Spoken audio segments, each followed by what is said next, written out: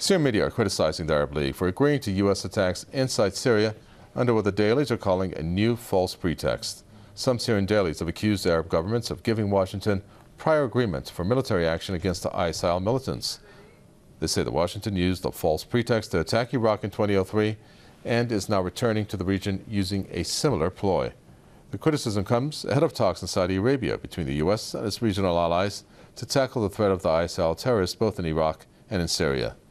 On Sunday, the Arab League pledged to take needed measures to confront the ISIL and said that it is ready for international cooperation on all fronts.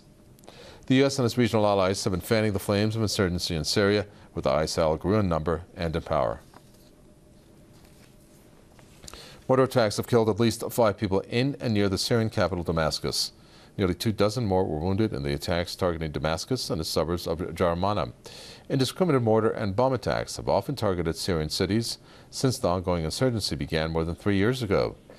Tuesday's violence occurred hours before the new UN Special Envoy to Syria began his visit to the country. This is Staffan de Mistura's first visit to Syria since he was appointed in July as a UN envoy for the crisis.